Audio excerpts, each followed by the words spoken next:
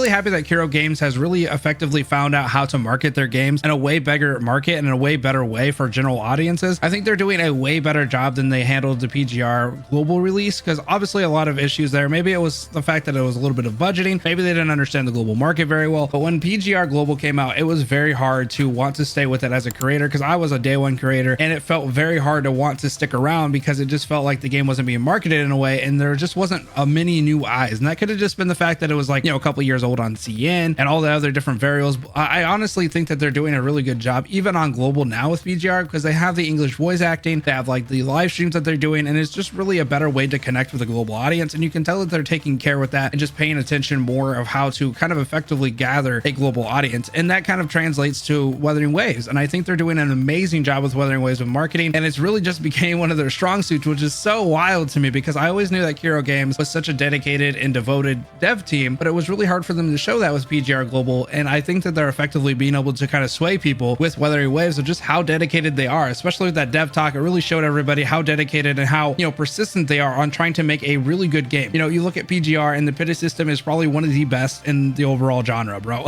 Like out of gacha games, it is the most free to play game and it really does value your time. Plus on the flip side of that, it has one of the best combats in gaming period, which they're obviously translating to Wuthering Waves as well. Now, I don't think the pity system is going to translate one for one, because I can't think that they can get kind of away with that. Affordability is a thing, and this game is a way bigger scale than PGR, unfortunately. So I think that it's going to be one of those things where they're going to have to tip the tat a little bit with the gacha, but we'll talk about that at a later date. But the marketing for this is so phenomenal. The fact that they were able to get to 200K on YouTube in just such a short time. I know a lot of you guys might think 200K is kind of like a medium-sized channel, and it is in the general scheme of things, but for a gacha gaming channel, it is kind of wild, you know, because a lot of these gacha devs take about like 3 to 4 years to get that, sometimes 5 years to get over to 200K. So the fact that they were able to do it in like what, a year, a little bit over a year, they were able to get 200K. Now I think that the CBT2 trailer really helped them with that at 3.9 million views as of the time of recording this, and I think they hit about 1 million in the first 8 hours, 1.3 on Bilibili. So you could tell that was going to be something very good for them. Like they marketed in a way that caught traction and it caught like wildfire. And honestly, sitting at like almost 4 million views on YouTube is actually really good, not just from like a gacha standpoint, but from overall gaming. You know, there's a lot of anime games that are AAA titles that don't even average like 4 mil and stuff like that. It takes a really long time for them to get there, if they ever even get there. So the fact of the matter is they've obviously found a way to market this game in such a compelling way that so many people are willing to check it out in some way. Now during CBT1, I do like the fact that they sponsored a lot of different people. Personally, my favorite was the fact that they did Nanogenics, which is a guy I really like to watch. He does Dokkan of Legend. You know, it wouldn't necessarily be tied into the exact same stuff that, you know, Wuthering Waves is, but they were able to sponsor him because he does kind of like gacha like content. But it's so cool to kind of see that they went in kind of a different lane to get some different eyes on it. They also did Afro Senju, which he's really cool. He's mainly anime. I know he did a lot of different stuff on Dark Souls and kind of those kind of games, but most of the time he does a lot of anime stuff and more of like AAA titles. So it was kind of cool to see that he was sponsored by that as well, and just kind of like outside of the genre, but still kind of connected in a way to kind of give more and more eyes that may not be into gacha, but maybe into those type of games, to give them kind of a chance to kind of convert some other anime fans into, you know, Wuthering Waves fans, which was such a cool thing to see. And recently they've been crushing it with the CBT2 invitations. They've done all kinds of different questionnaires, giveaways, lotteries, and they just did something which was super cool, which kind of prompted me to make this video, which is like little kind of interactive little like chibi thing where you can kind of go around and talk to some of the different characters, get a little bit of a backstory, and you basically just give them tea.